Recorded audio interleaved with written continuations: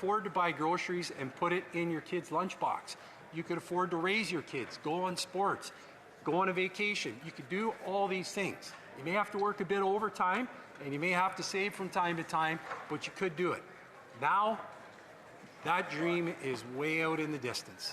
And I just talked to somebody just the other day, and they were talking about all the boomerang kids that have come back to live with their family. You never... Unfortunately, we have to stop there. The honourable member will have a little over 3 minutes left when the House resumes orders of the day after question period. Déclaration de députés, statements by members. The honourable member for Surrey Newton. Thank you, Mr. Speaker. I rise today to recognize Dr. HoC Singh Puller and his new book, The Underdog. In 1995, Dr. Puller became the first Indo-Canadian veterinarian to open a low-cost clinic in Vancouver, making quality animal care affordable for all. He worked with animal welfare groups, helped train many immigrant veterinarians, and built a model of inclusion. But his success faced barriers and discrimination, leading to one of the longest human rights trials in Canadian history and a public apology from the College of Veterinarians of BC. The Underdog is a story of struggle, resilience, and courage to fight for justice. I commend Dr. Puller for this important contribution to our community and to Canada. Thank you. The honourable member for Calgary Signal Hill. Mr. Speaker, it is an honour to rise today to extend congratulations to the Calgary Canucks, a junior hockey club in the Alberta Junior Hockey League. Their determination, skill, and community spirit brought home a momentous victory. On May 18th, 2025, in Calgary at the Max Bell Centre, our team triumphed in the Centennial Cup with a commanding 7-2 win over the Melfort Mustangs, securing their first national junior championship in 30 years. On behalf of this House and indeed all Albertans and all Canadians, thank you to the Calgary Canucks for reigniting our pride and illustrating how sport can unite, inspire, and give hope.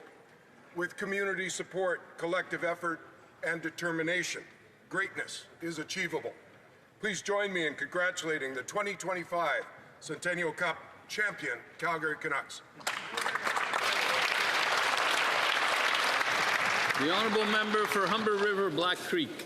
Mr. Speaker, just weeks ago, thousands gathered outside the United Nations in New York to demand a free and democratic Iran.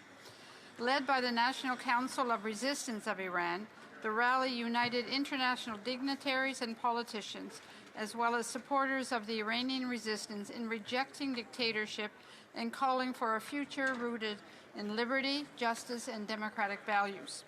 A deeply troubling UN report released just days ago reveals an unprecedented execution spree in Iran, with over 1,000 people executed in just 9 months. UN experts warn that Iran is carrying out executions at an industrial scale. The NCRI's 10-point plan rejects foreign intervention and appeasement and champions democratic change led by the Iranian people. Canada must continue to stand with all those fighting for human rights and democratic freedoms around the world. Thank you, Mr. Speaker. The honourable member for Edmonton Riverbend. Thank you, Mr. Speaker. Mr. Speaker, the E-Mental Health International Collaborative is bringing the world to Canada for the 10th Digital Mental Health Global Congress in Toronto. Under the leadership of Professor Anil Thaplial, hundreds of experts from dozens of countries will gather to build the future of mental health care. Worldwide, the need for mental health supports outstrips our ability to provide help the traditional way. Through the use of innovative digital tools, we can change just that. Digital tools offer the ability to bring health care to the patient in a timely manner and catering to the individual needs of the patient. Technology offers hope, it offers care, and it offers a way to scale up in a way that isn't possible any other way. It offers a possibility of providing the same level of care no matter where you live. I would like to welcome all the delegates and look forward to being part of this important work. The honourable member for Mont-Saint-Bruno-L'Acadie. Mr. Speaker, we will soon mark International Day of the Girl, a day to celebrate the strength, intelligence, and aspirations of girls here in Canada and elsewhere. It's also a time to reflect on the challenges that they still too often face: unequal access to education, violence, poverty, and a lack of role models in decision-making positions. As parliamentarians, we have a duty to build an environment where every girl can flourish to her full potential without compromise. As the father of 3 daughters, this day is very important to me. Every day I see their curiosity and their desire to contribute to a more just world. My 3 daughters inspire me, as so many other girls do, to work toward a future where their dreams face no obstacles. Investing in them means contributing to a more inclusive and equitable society. I salute all the girls of Mont-Saint-Bruno-L'Acadie and elsewhere who remind us through their courage and commitment that change begins now. The Honourable Member for St. John, St. Croix. Mr. Speaker, it was a terrible, awful shock to learn of Nigel Wright's sudden passing. Nigel was a good man, maybe the best amongst us. He had titles, success, and stature, but he was humble. He demonstrated humility when he could have been filled with pride. Nigel had a great commitment to charity, but this too did not fully capture Nigel's goodness. His deepest devotion was to God. From that faith, everything followed. Humility is rare in public life. We think it means being overlooked or even walked over. St. Augustine asked, "Do you wish to rise? Begin by descending." He taught that humility is the foundation of all Christian values. It allows us to acknowledge our limitation. Nigel lived a Christian life, a servant's life. I pray that Nigel is now in heaven with his God, his Savior, our Lord Jesus Christ.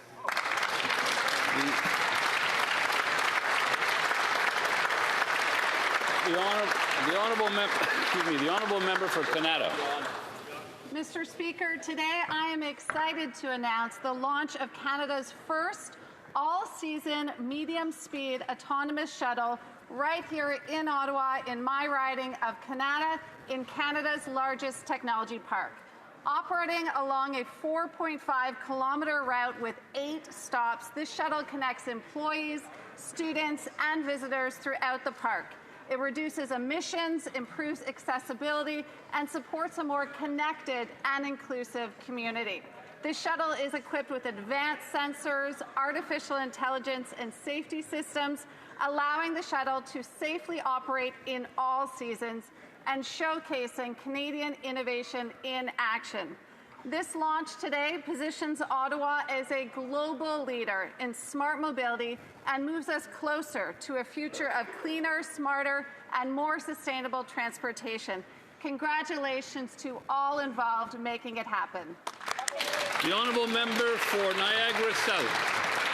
Mr. Speaker, the residents of Niagara were shocked over the brutal sexual assault of a 3-year-old toddler by sexual predator Daniel Senecal. Nearly a year after the Liberal election promised to act decisively to strengthen the criminal code and protect victims from strengthening bail laws, the government has done nothing. The impact on my community is profound and has mobilized brave people, survivors, and the entire region demanding changes to the criminal code. I've talked to first responders in my community. These men and women have children of their own. The Chief of Well and Fire told me it's important that MPs and leaders from across Canada understand the devastating impact these crimes have on the brave people that we depend on to protect us every single day. Mr. Speaker, we are done with reckless, liberal, hug-a-thug, weak-on-crime, catch-and-release justice system. Canadians don't feel safe in their neighbourhoods and their homes. It's time for the Liberals to step up or let Conservatives do it. The honourable member for Berthier-Maskinongé. Mr. Speaker, on October 10th we celebrate World Egg Day. I would therefore like to salute the producers of Berthier-Maskinongé, the producers from across Quebec and all around the world. Let us highlight together the importance of this healthy, nutritious, top-quality food. It's so versatile that you'll run out of imagination long before you find a recipe that doesn't include it or can't include them. And what's more, eggs are produced right here at home. Let's recognize the extraordinary contribution of our producers and the large number of young people who are the pride of this industry. These producers, their families, and the communities they belong to all rely on our supply management system to continue to thrive and ensure the vitality of our rural regions. Let's continue to respect and support them. Headwinds and external pressures must never cause us to stray from our commitment, because our food resilience has no price, Mr. Speaker. Happy World Egg Day. The honourable member for Port Moody, Coquitlam. Mr. Speaker, as we mark Women's History Month, I rise to recognize an outstanding athlete from my riding of Port Moody, Coquitlam, Karen Lutz. Karen competed with the first ever Team Canada para team at the Dragon Boat World Championships in Thailand in 2023 and Germany in 2025. Her local Senior C women's team also earned silver at the Canadian Nationals this August, qualifying them for the Dragon Boat World Championships in Taiwan next year. Karen's story reminds us that there is no age limit on achieving one's dreams. She is a role model for women and for girls across Canada. Karen Lutz embodies this very best of Team Canada: strength, perseverance, and pride. She's made Port Moody, Coquitlam, and all of Canada proud. Congratulations, Karen. The honourable member for Caribou, Prince George. Tomorrow on World Mental Health Day, let's remember that there is no health without mental health.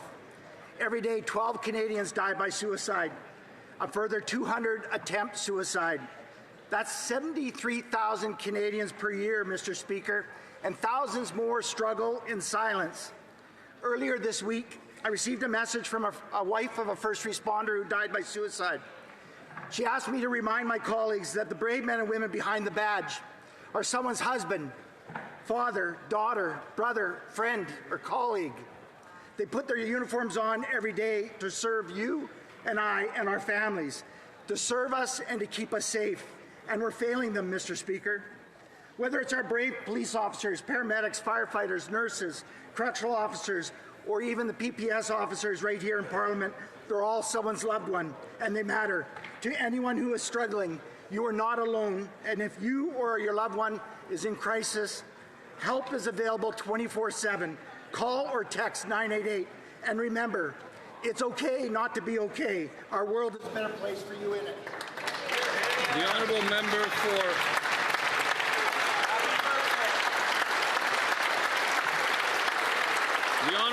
for South Surrey, White Rock.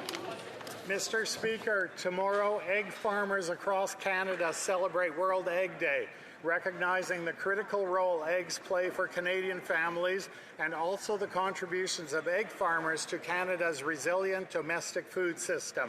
More than 1,200 egg farmers support businesses and communities in this country on an ambitious growth agenda to increase production and consumption in alignment with the government's vision for sustainable growth.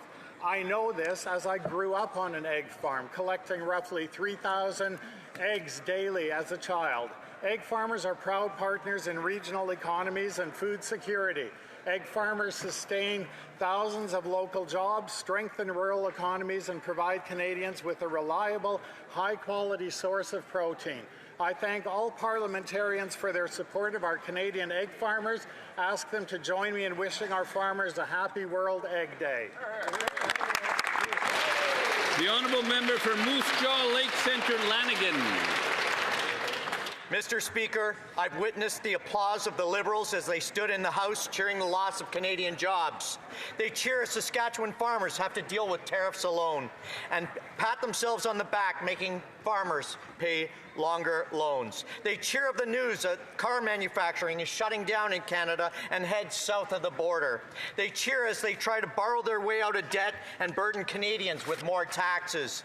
They give standing ovations when we watch investment dollars go south of the border in trillion-dollar giveaways to Trump. The Prime Minister said it's okay Canadian investments go south of the border because it's a free market down there. Free market there, not here. Why do the Liberals represent, or who do the Liberals represent? Whose side are they on? Mr. Speaker, do you know what Canadians who are struggling this Thanksgiving would be grateful for? a Prime Minister that would stop breaking his promises to Canadian working families, and a government that represents Canada. The honourable member for Prescott Russell Cumberland. This October marks the 20th anniversary of Global Dignity, a non-religious, non-political non-profit that celebrates the inherent dignity of every person. Every year, more than 1 million young people in 80 countries around the world participate in Dignity Day, reaching more than 8 million people worldwide. On October 15th, young people across Canada will celebrate with workshops, projects, and activities that highlight kindness, respect, and inclusion. I would like to recognize Inuit artists and youth such as Tony Itak, Krish Agrawal, Eva Suluk, and Jamie Bell with the Art Borbs Corners Collective, who will join with partners in Norway and the United States to share 20 dignity-themed short stories with the world.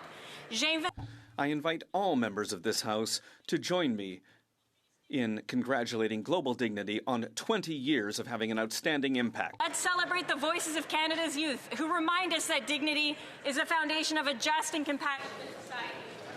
The honourable member for Barrie South Innisfil. How could you not love Vladdy and David Ortiz repeating after the game, "The Yankees lose"?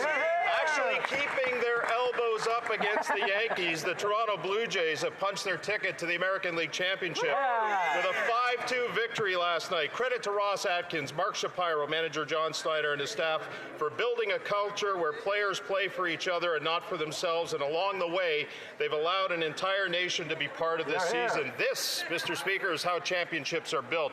From Vladdy to Bo, Ernie to Gauze, Dalton to Kirky, Canadians know this team by their first names and nicknames. We're all part of this ride now, and I think I speak for every Canadian when I say we want it all. We want them to win the World Series, the ALCS. We want them to win the World Series. We want it all. So as the Blue Jays wait for their next opponent, Mr. Speaker, start spreading the news, and I wish I could have said it like John Snyder said it. For the first time since 2016, the Blue Jays are going to the ALCS.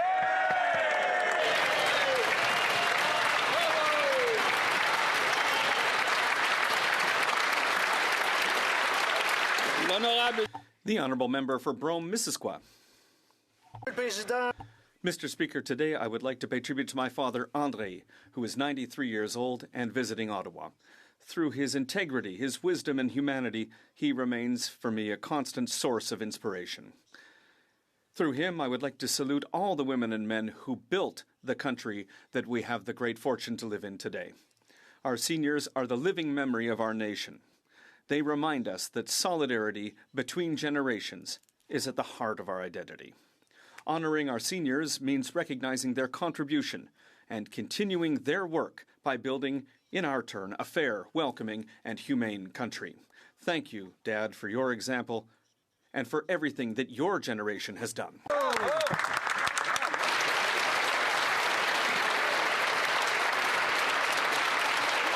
Oral questions. Questions orales. The Honourable Leader of the Opposition.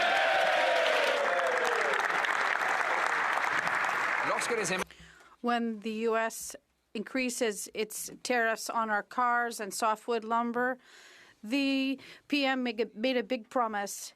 He said that Canada has already invested $500 billion over the past 5 years and will probably invest over $1 trillion if we reach an agreement together. The Prime Minister said that it will be private money. Will he force U.S. investors or just encourage them to invest here in Canada? The Right Honourable Prime Minister,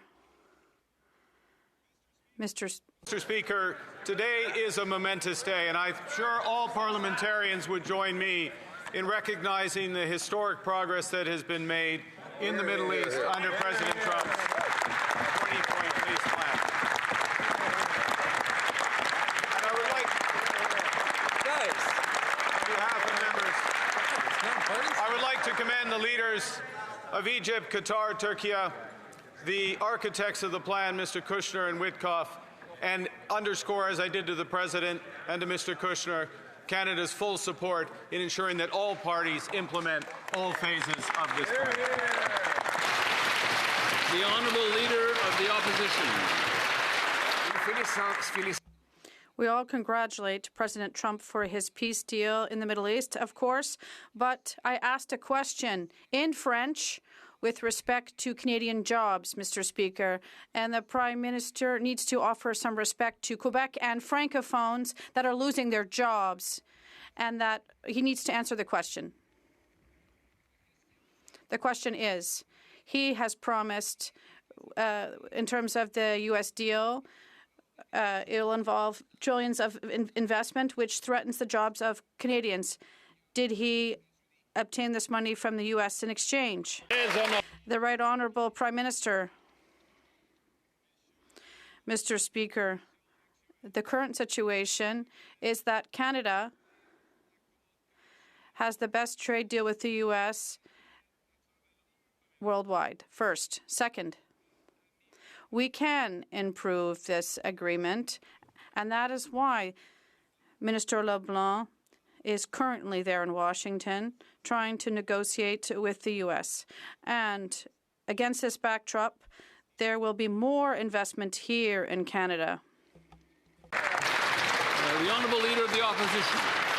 Speaker, the Prime Minister came home empty-handed with more tariffs on softwood and automobiles, but he made a massive promise of $1 trillion of investment that would leave Canada to go to the United States. He said that this would be part of the agreement that he expects to get. So right in the agreement, he's going to commit to moving $1 trillion out of Canada. Yesterday, he confirmed it would be private money. So how is he planning to do that? Is he going to pass a law forcing our pension funds to move their money south? Or is he just going to continue with high tax and anti-development policies that cause investment to flee? The Right Honourable Prime Minister. Mr. Speaker, I was there. And I was there in the conversation with the President. I was there in the conversations in the Oval Office. I was there in the conversations afterwards. And the situation is this. We have the best deal in the world.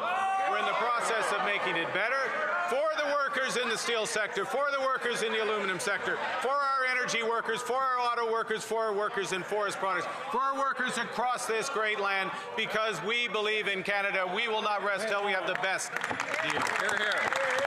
The Honourable Leader of the Opposition. Mr. Speaker, what we have is the fastest shrinking economy in the G7 with the second highest unemployment, and he was there. So he has a duty to tell the Canadians who are the owners of this $1 trillion that he wants to push out of our country what is in this deal. Because he said it would actually be in the agreement that he's going to move $1 trillion of private money south. So there's two ways to do that. Is he going to pass a law forcing investors to sell Canadian investments, putting people out of work here, and invest in the South? Or is he going to continue to kill jobs with high taxes and anti-development policies that send money away? The Right Honourable Prime Minister. Mr. Speaker, I know the honourable member was not here when this government cut income taxes, cut capital gains taxes, cut the carbon tax. I know the honourable member was not here when this government passed legislation for one Canadian economy and to build major projects across this great land. But the member opposite will be here when this government presents a generational investment budget November 4th, and we hope to have this. Hear, hear. The Honourable Leader of the Opposition. We must be on to something here, because he has $500 billion. Canada has invested $500 billion in the U.S. over the last 5 years alone. Probably $1 trillion in the next 5 years if we get the agreement we expect to get. So this is what he said. This is after he has failed to get tariffs lifted on our auto workers, our lumber workers, after thousands have lost their jobs, after he created the second highest unemployment and the worst growth in the entire G7. So here's a very direct question. He's committing $1 trillion Canadian investment dollars to head south of the U.S. Has he secured an agreement that President Trump will send the same? The Right Honourable Prime Minister. Mr. Speaker, Canada has no tariffs on auto parts. Canada has the lowest tariffs on finished goods in the world.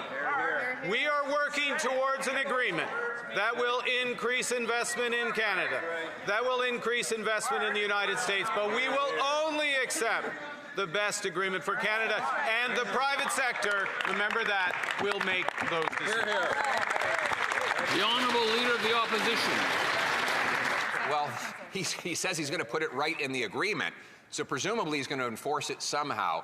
Another Liberal contradiction, another failure and broken promise by this Prime Minister.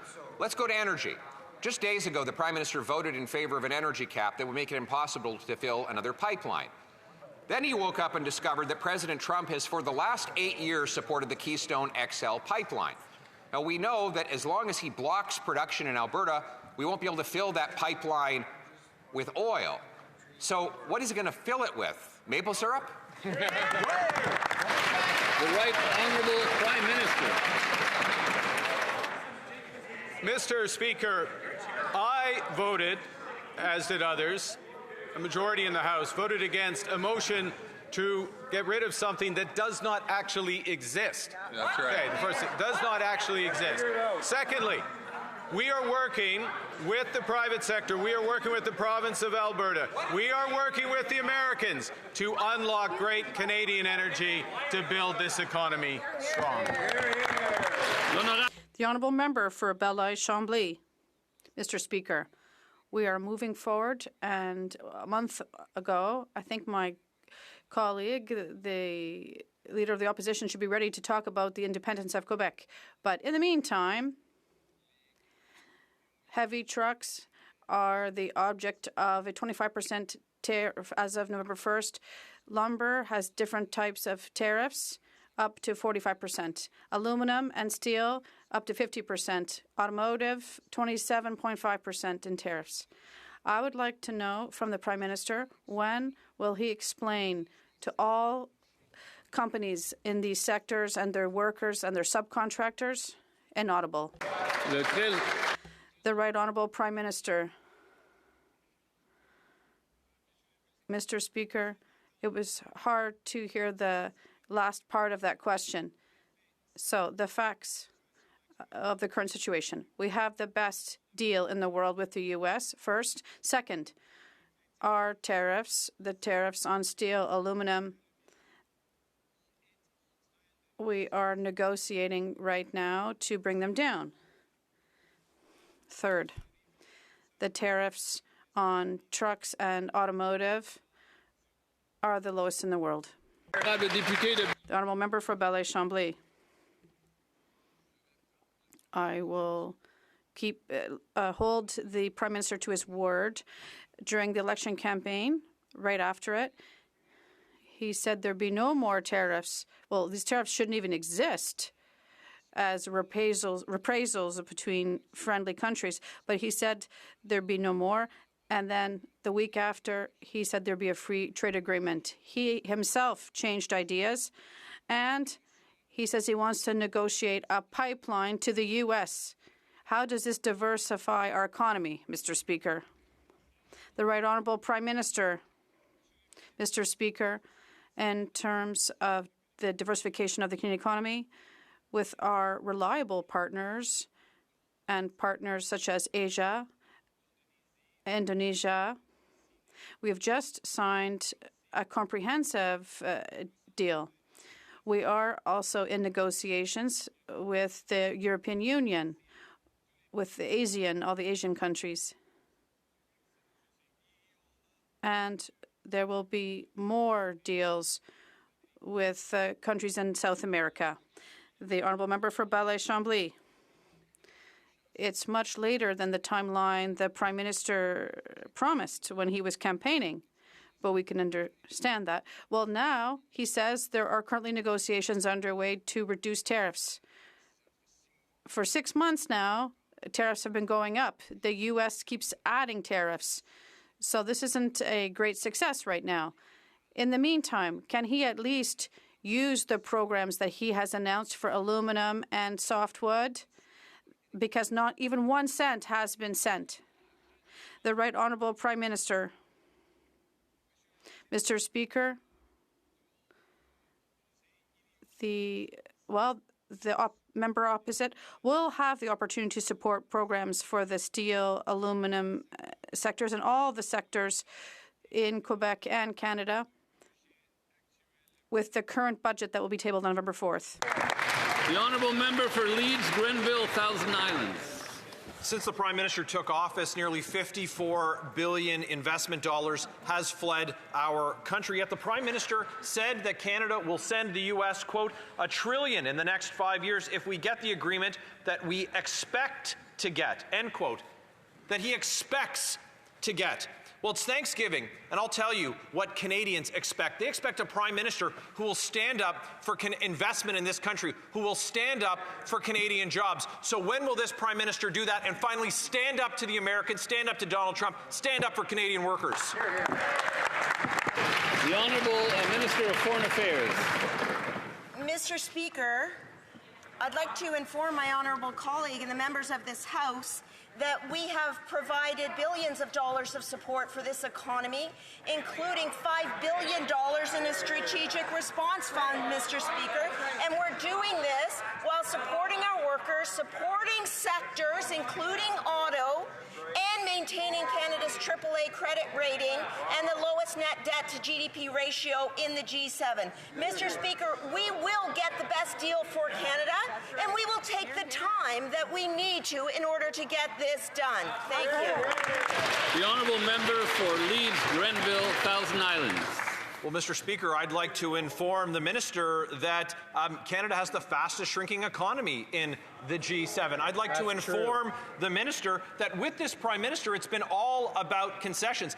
Back down on their DST, back down on softwood lumber, back down on auto, they've backed down on investments, and they've backed down when our workers needed them to stand up to Donald Trump, like the Prime Minister said that he would. Auto plant closures, steel plant closures, layoffs across this country. Canadians want to know why he's sending $1 trillion of investment to the Americans. When's he finally going to stand up for Canadian workers? The Honourable Minister of Foreign Affairs. Mr. Speaker, on this side of the House, we actually believe in the potential of this country. And in fact, the statistics are bearing this out. The lowest net debt to GDP ratio in the G7, inflation and wages are working in Canada's favor. We will continue to grow this economy by investing in the workers, by investing in sectors, and we will do this while making sure that foreign direct investment flows to Canada, where we sit at the very top of countries as ranked in the G20. Mr. Speaker, thank you. The honourable member for Lethbridge. While in Washington, the Prime Minister bragged that his Liberal government has already driven $500 billion of investment south of the border over the last 5 years. And then he proudly vowed that he would send another $1 trillion south of the border if we get the agreement that we expect to get. In other words, this is exactly what this Prime Minister wants to do. He wants to drive investment from Canada to the United States. So much for elbows up, hey? So here's the choice. Does the Prime Minister plan to order Canadian pension funds to invest in the United States? Or does he plan to continue his anti-development projects or initiatives? You ran out of time. The Honourable Government House Leader. We have this disturbing trend about the Leader of the Opposition making something up, and then members down and up the line, they even add on new and very intriguing figures and facts, Mr. Speaker. We don't quite really understand, can't follow the logic. Here's what I can say the government's doing. It is in negotiations with the United States as we speak. The Minister for Canada-U.S. Trade is there. We're going to negotiate a great deal for Canada, and we're going to continue to build Canada strong, Mr. Speaker. The honourable member for Lethbridge. Here's what we know and can't be refuted. We know that Canada has the fastest shrinking economy in the G7. We know that the unemployment rate is the second highest. We know that Canadians are already struggling to be able to put food on their tables and take care of their families. And now we know that this Prime Minister went to the United States of America and promised that he would drive another $1 trillion of investment south of the border, therefore putting Canadian families at a disadvantage because they won't have jobs.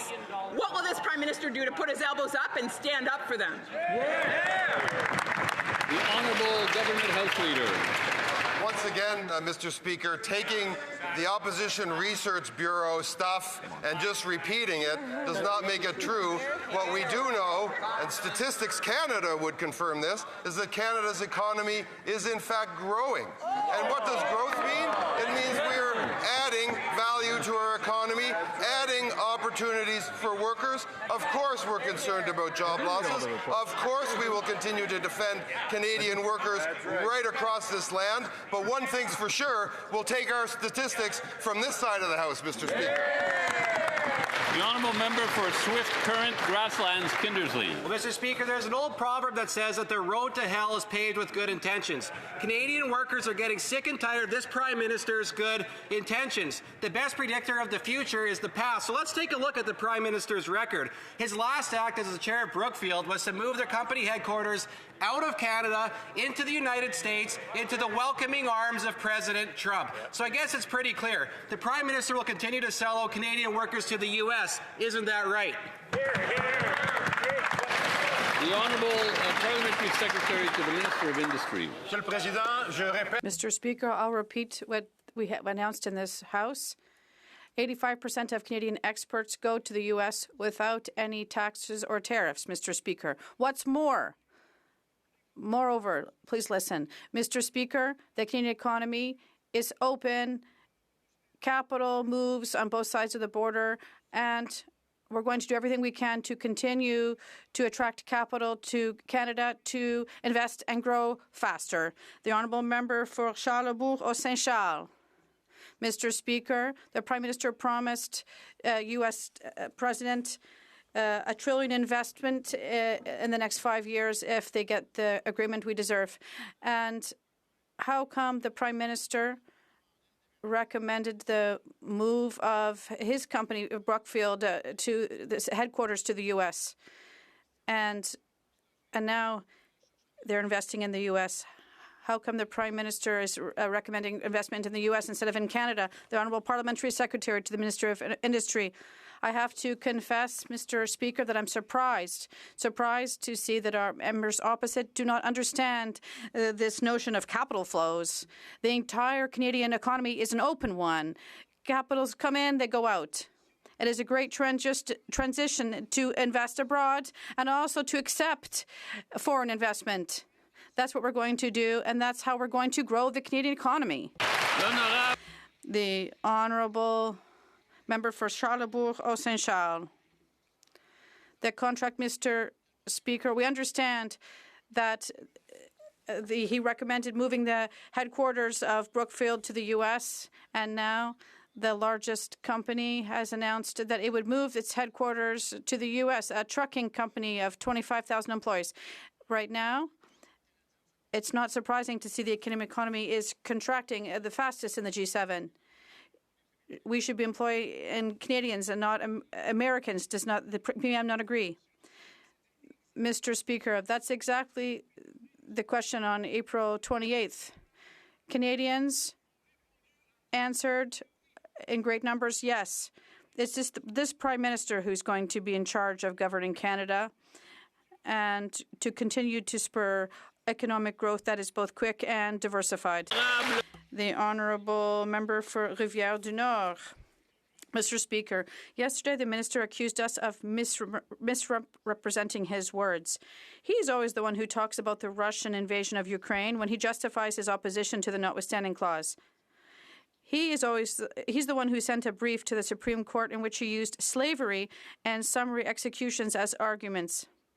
He is always the one who claims that the notwithstanding clause could be used to ban places of worship, abolish trade unions, and shut down newspapers.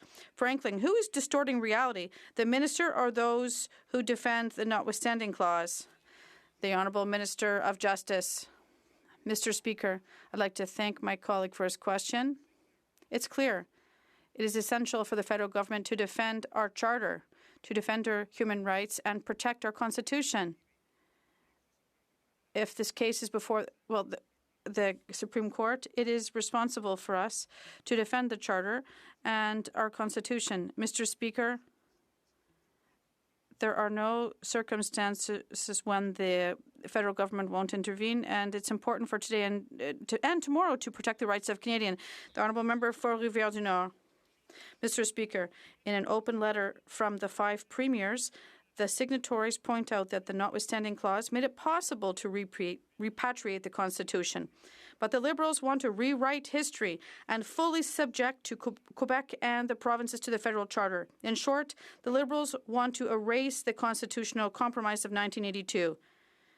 This government is orchestrating a power grab to weaken the National Assembly and the provinces. Will the minister not see reason, respect the notwithstanding clause, and stop attacking the parliamentary sovereignty of Quebec and the provinces? Honourable Minister of Identity and Canadian Culture. Thank you, Mr. Speaker. I disagree entirely with what my Bloc colleague has just said. Our intervention with the Supreme Court is to defend the rights of Canadians and the Charter of Rights and Freedoms. There's nothing in our intervention before the Supreme Court that would prevent provinces to continue to use the notwithstanding clause if they want to. But we want the rights of Canadians, well, if they're violated by the use of this clause, for the courts to be able to pronounce a decision in that respect. Member for Skeena Bulkley Valley. Canada has the fastest shrinking economy and the second highest unemployment rate in the G7. BC forestry workers are already hard hit, but it's going to get worse. The Prime Minister promised to negotiate a win with the USA, but softwood lumber tariffs have doubled since he took office. Instead of keeping his promise to Canadians, he is promising to invest $1 trillion into the U.S. economy. How many more BC lumber workers will lose their jobs because of this Prime Minister's failures? The Honourable Parliamentary Secretary to the Minister of Natural Resources. Mr. Speaker, we've been very clear that the tariffs are unjustified, and we are working at every level to address them. We've created $50 million of supports for workers. We've created $700 million of liquidity support for companies and $500 million for new markets and new innovations in the sector. We're going to continue to work to support the forestry sector, and we hope that they'll get on board. That's great. The Honourable Member for Skeena Bulkley Valley. This Liberal government can't make up their mind. On one hand, they say it's unjust, then they say it's the greatest deal in the world. Exactly. Make up your mind. There's mills closing all across BC. Skeena Solomons and Terrace, Canfor in Houston. West Fraser shut down and left hundreds of my constituents out of work in an already weak economy. Our communities are hurting. Since this Prime Minister took office, softwood lumber tariffs have doubled, putting even more Canadian jobs and communities at risk. Right. When will this Prime Minister do what he promised and stand up for our forestry mills and for the communities and families who depend on these jobs? The Honourable Parliamentary Secretary. Mr. Speaker, we will always stand with the workers in the affected communities, which is why we continue to invest and will do so in the future as well. There are significant difficulties with the long-standing softwood lumber dispute, but those are difficulties we are addressing head-on. We are working at every level to challenge them, and we are doing that with the support of the whole Canadian economy. We are finding that we can leverage innovative new ways to make sure that we can get the best deal possible for our lumber sector. The Honourable Member for Kapuskasing, Timmins, Mushkegowuk. People in Northern Ontario and Canada urgently need this government to address the impact of U.S. lumber tariffs. The Liberal government is failing sawmill workers, and the situation is only getting worse. The Prime Minister promised to negotiate a deal with the Americans. Yet forestry and sawmill workers in Calstock, in Hearst, Cochrane, Chapleau, Kirkland, and all across Canada are facing the real prospect of losing their job. Yes. What is in place does not work. Why is the Prime Minister selling out our sawmill workers in Northern Ontario and all? The Honourable Minister of Jobs and Family. Mr. Speaker, I'm no stranger to communities that struggle when industries are struck. I'm from Northern Ontario as well. But the difference between our government and the members opposite is that we step up for workers when they're struggling, whether it's through EI reforms, whether it's through investment in companies so they can actually transition, whether it's through work sharing to get a company through a tough time so that they can see a brighter future. That's the work we do on this side, Mr. Speaker, with companies every single day. Thank you very much. The Honourable Member for Sudbury East, Manitoulin Nickel Belt. Mr. Speaker, Canada now has the fastest shrinking economy in the G7 and the second highest unemployment rate. And it is looking worse for lumber and mill workers in Northern Ontario. The Prime Minister promised to, and I quote, negotiate a win, but softwood lumber workers are being sold out with no deal. Why is the Prime Minister breaking his promise and selling out Canadian mill workers? The Honourable Minister of Jobs and Families. Mr. Speaker, this is a great time for me to highlight the incredible work of FEDNOR, the Federal Economic Development Agency of Northern Ontario, who works with organizations across Northern Ontario and has for years to make sure that as industries change, as times change, as products change, that companies have what they need to be able to grow and adapt. We've invested millions of dollars into the softwood lumber industry, into the lumber industry in general, Mr. Speaker. We'll be there for workers, we'll be there for companies, and Canadians know that they can trust us, unlike those folks. Honourable Member for Okanagan Lake West, South Kelowna. Mr. Speaker, Canada is breaking records, the fastest shrinking economy in the G7, second highest unemployment. If failure was an Olympic sport, this government would own the podium. The Prime Minister came to West Kelowna, held a press conference, and promised to negotiate a win on softwood lumber. He even said Canada would write our own story. Well, his story so far, tariffs doubled, mills closed. Hundreds of people are out of work and their families have been sold out by this government in places like Grand Forks. Mr. Speaker, if this is the story that the Prime Minister wanted to write, was the title he had in mind, How to Fail Big? The Honourable Parliamentary Secretary to the Minister of Natural Resources. Well, Mr. Speaker, Canada does write its own story, and that's a story that includes buying Canadian and buying Canadian lumber to build Canadian homes. It's a story that includes $50 million in income supports for workers. It's a story that includes $700 million in liquidity support, $500 million for innovation in the forestry sector. That's a pretty good story, Mr. Speaker, and I hope they'll help us write it. The Honourable Member for Brampton Centre. Mr. Speaker, Canada has long been renowned for its strong advocacy for multilateralism on the international stage. During Canada's historic presidency of the G7 at this turbulent time, our government has been committed to continuing this tradition. Could the Minister of Foreign Affairs update the House on how Canada's diplomatic efforts are driving prosperity, creating good jobs, and strengthening our position in the global economy? The Honourable Minister of Foreign Affairs. Mr. Speaker, I thank the honourable colleague for her question. I want to say every country with whom I'm speaking wants more of Canada. In fact, in the G20, Canada is ranked amongst the top 2 destinations for foreign direct investment. We are the only country in the world that has a free trade agreement with every other G7 country. We are forging new relationships in the Indo-Pacific, in Europe, and in Africa. Mr. Speaker, we will not stop until we get the best deal for Canada, and all along the way we'll stand up for our workers. The Honourable Member for Oshawa. Mr. Speaker, in the G7, Canada has the fastest shrinking economy and the second highest unemployment. And it's only getting worse for auto workers, like the ones in my hometown, Oshawa. The Prime Minister promised to protect Canadian auto workers, yet one day after his trip to Washington, the Trump administration confirmed no relief. Auto tariffs and a promised $1 trillion to the U.S. Why is the Prime Minister selling out auto workers and families in Oshawa? The Honourable Parliamentary Secretary. Thank you very much, Speaker. I thank the member for the question, and I'm sure the members opposite and all members of this House are well aware that we are in a major moment of transformation. The economy around the world is changing, and that's why we are going to continue to work to get the best deal for Canadians, including Canadian auto workers, through U.S. But we're not stopping there, Speaker. We're also working around the world to create new markets for Canadian auto, for Canadian workers, to make sure that we're signing up new deals with countries in ASEAN, in countries in Mercosur, because that is how we're going to make sure that Canadian remains strong and Canadian workers have good-paying jobs. The Honourable Member for Oshawa. Mr. Speaker, it's clear. The only auto workers that these Liberals stand with are U.S. auto workers. Yeah. This is personal. These are good, livable jobs that helped families buy homes, raise kids, and retire with dignity. They've done everything right, and now they're being told their jobs don't matter.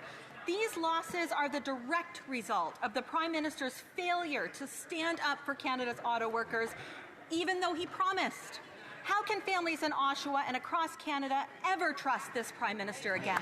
The Honourable Parliamentary Secretary to the Minister of International Trade. Speaker, thank you. This government will never let Canadian auto workers down. We will not let any workers down. We will work day and night to make sure that Canadian auto industry remains one of the best success stories. And that's why, as we speak, Minister of Canada-US Relations is down in Washington working hard to negotiate a deal that is right for Canadian workers, and that's why the Minister of International Trade is in Africa to make sure that we have opportunities in other parts of the world. We will continue to that work so that Canadian workers have good paying jobs right here in Canada.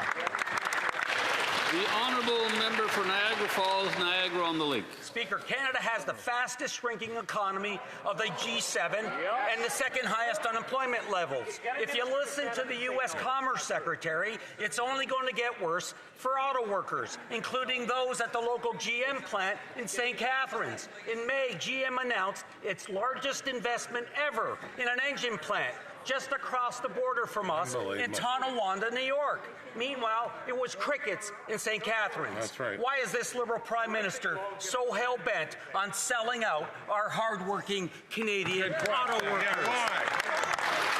The Honourable Minister of Foreign Affairs. Mr. Speaker, we're making unprecedented investments in our auto sector.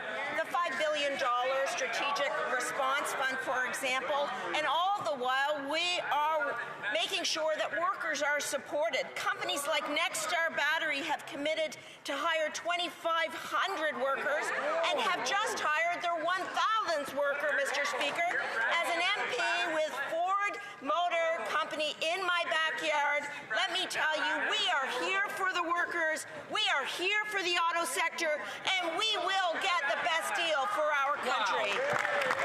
The Honourable Member for Niagara Falls, Niagara-on-the-Lake. Speaker, General Motors has had a presence in St. Catharines since 1929, nearly 100 years. And if this Liberal government doesn't act, it might not reach the century mark. As billions of dollars flee Canada for the U.S., Canadian auto workers are watching in dismay as their Prime Minister offers up their jobs to the Trump administration. And for what? A free lunch. When will this Liberal Prime Minister stop selling out our Canadian auto workers, or as he already concluded, their jobs are motoring to the United States? The Honourable Minister of Foreign Affairs.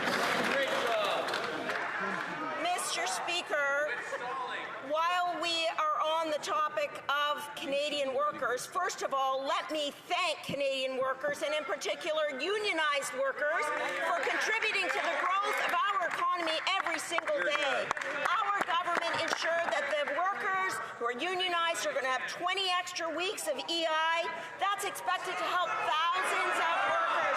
Mr. Speaker, on top of that, we put $450 million for retraining and upskilling to help more than 50,000 workers. Mr. Speaker, the opposition doesn't like it. The Honourable Member for Essex. Canada has the fastest shrinking economy in the G7 and the highest unemployment rate. 150 workers at the Stellantis plant in Essex-Windsor have lost paychecks, and now we learn that investments of $10 billion are going to a U.S. battery plant. One day after the Prime Minister's trip to Washington, the Trump administration said, no auto deal is coming. Why is the Prime Minister selling out Canadian auto workers in Essex, all the while fueling the tank of the U.S. economy? The Honourable Minister of Jobs and Families. Speaker, you know why Canadians don't trust Conservatives? Because they lie to them over and over and over. That's why, Mr. Speaker, because they can themselves go look up Canada's economy and see that, in fact, we had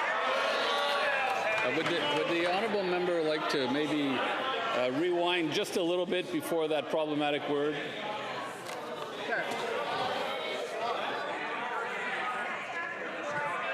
There's a reason, Mr. Speaker, that Canadians don't trust the Conservative Party. It's because they actually don't trust the words coming out of their mouth. Over and over and over, they hear misinformation. In fact, Stats Canada shows that our economy grew in Q1 of 2025. And of course, there are changes to our economy. And of course, we have sectors that are struggling. But you know what Canadians know, Mr. Speaker? They know we have their back. While they laugh at supports for workers who have lost their job, extra 20 weeks, my son and other people who are at...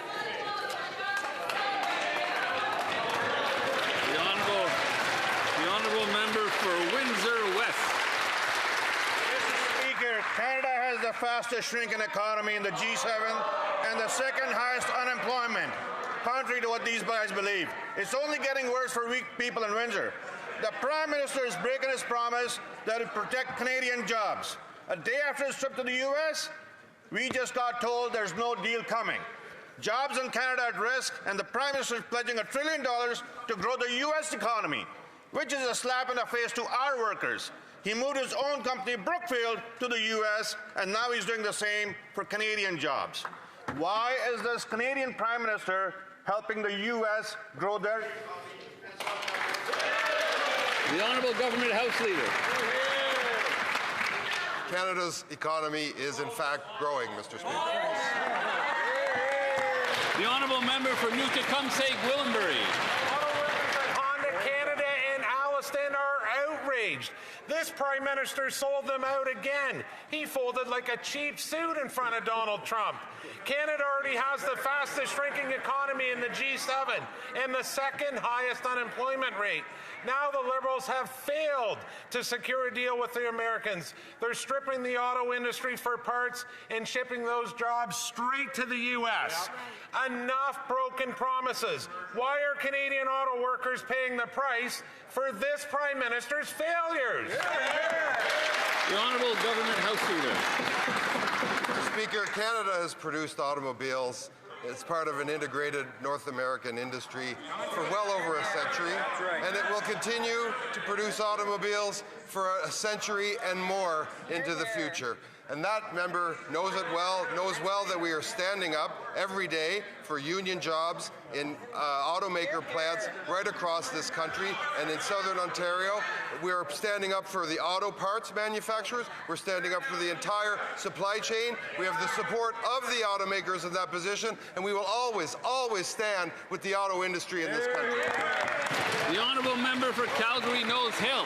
After a decade of Liberal immigration failure, we need to restore order and fairness to the system. And today there are over 3 million temporary residents in Canada, an unprecedented 7.2% of Canada's population. Wow. There's no plan to get them to leave, and this is straining housing, healthcare, and jobs.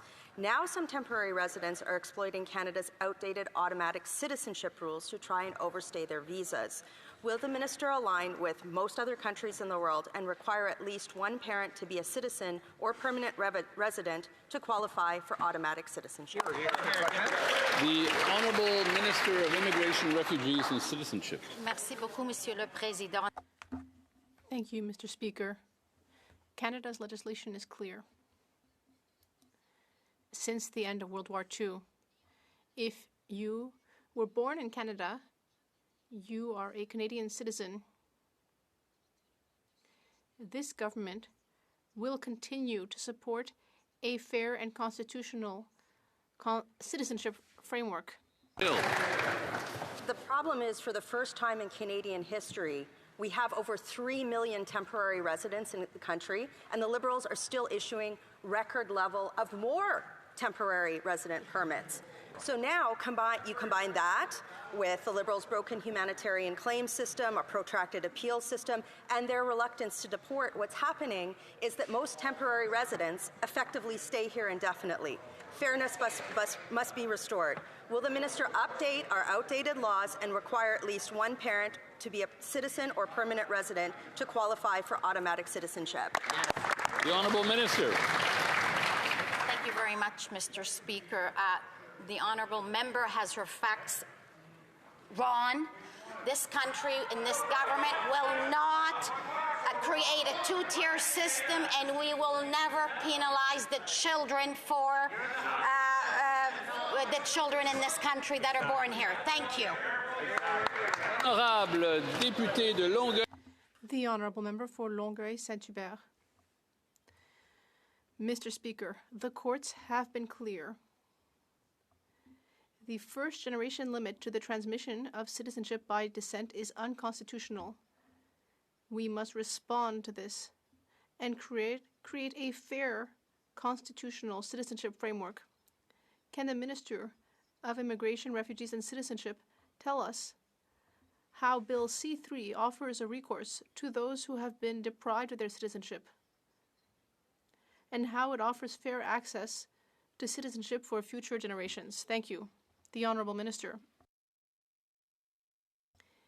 Thank you, Mr. Speaker. I'd like to thank my colleague for his question. With Bill C-3, we are offering a solution for these lost Canadians. And we will also ensure that children born or adopted abroad can also access citizenship if their Canadian parent, who also was born or adopted abroad, has a substantial link with Canada. That is how we will balance fairness with the immense value of Canadian citizenship. The Honourable Member for Chicoutimi-Le-Fjord. Mr. Speaker, Canada's economy is the one that is weakening the quickest in the G7. The Prime Minister promised that he would come out of the meeting with President Trump with a victory. But after concession, softwood lumber workers have lost a great deal. The Prime Minister came back empty-handed, and softwood lumber is not even on his priority list. He promised there would be an agreement to remove all tariffs. But why is he no longer respecting his promises now that he's been elected? The Honourable Parliamentary Secretary to the Minister of Industry.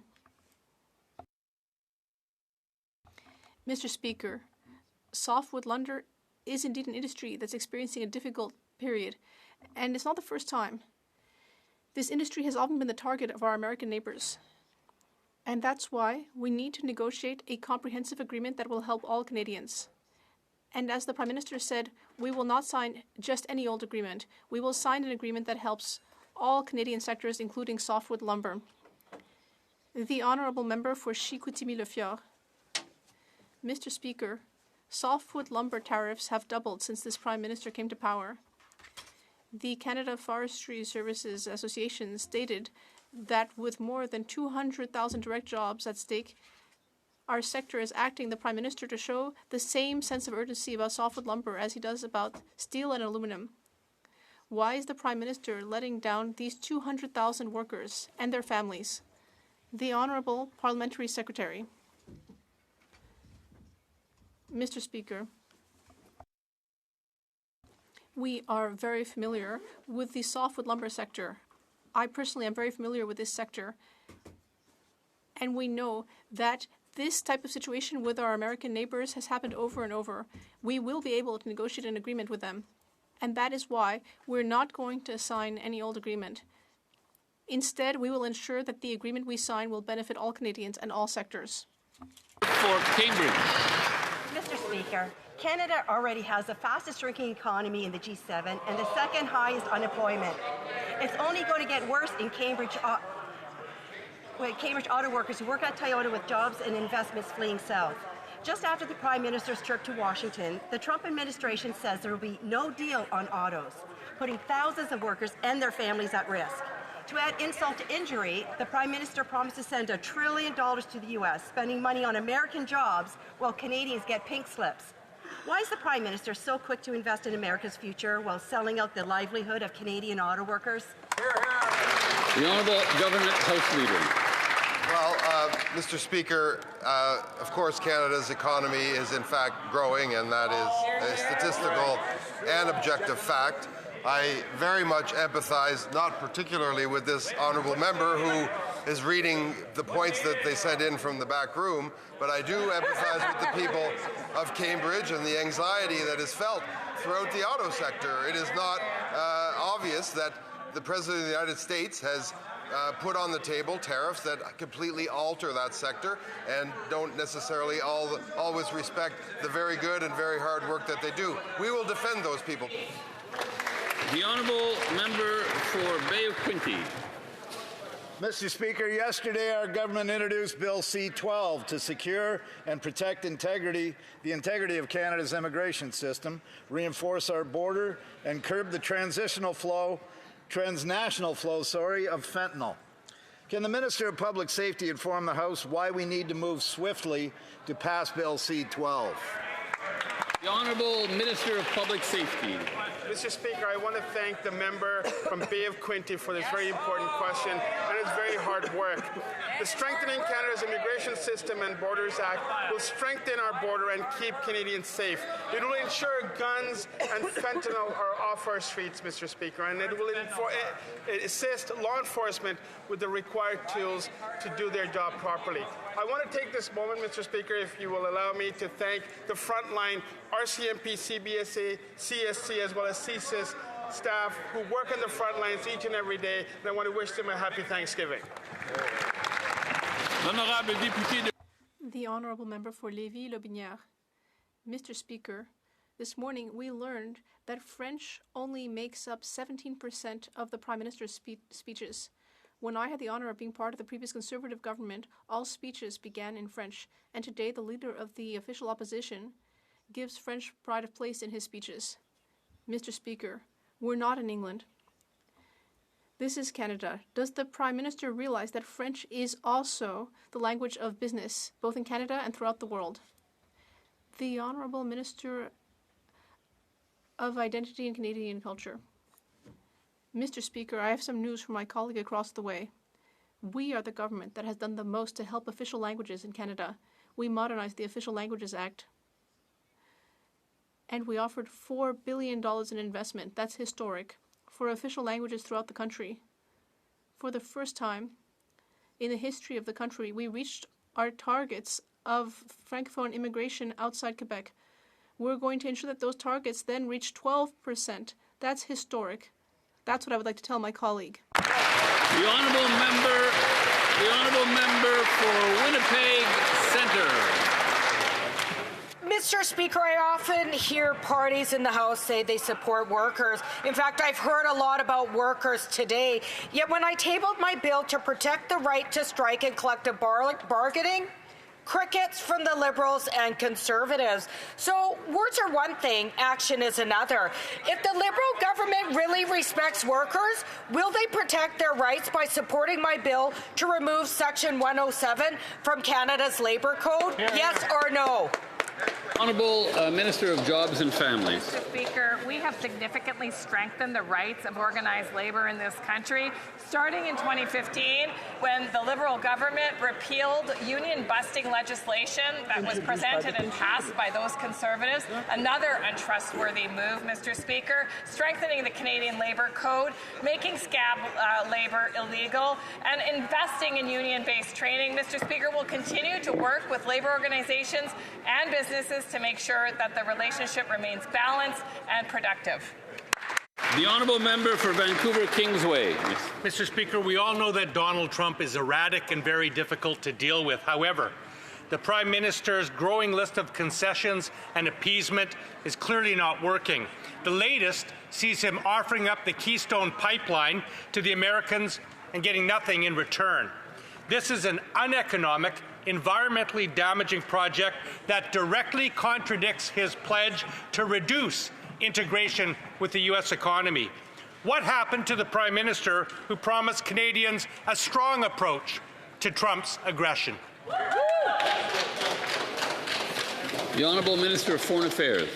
Mr. Speaker, businesses from all over the world are choosing Canada as a foreign direct investment opportunity. We rank amongst the top 2 countries in the G20 for foreign direct investment. And in fact, contrary to the words on the other side of the aisle, we have inflation coming down. We have the Bank of Canada cutting the benchmark interest rate to 2.5%, Mr. Speaker. We are a free trade agreement with every other G7 country, Mr. Speaker. These are more than and just agreements. They are bridges to economic resilience, and we'll keep going hard. Thank you. And that ends the question period for this Thursday. I believe, is it the opposition House Leader who will be asking the Thursday question? We'll give it a couple of seconds so that people who, those members who need to be somewhere else can clear the chamber quickly and silently.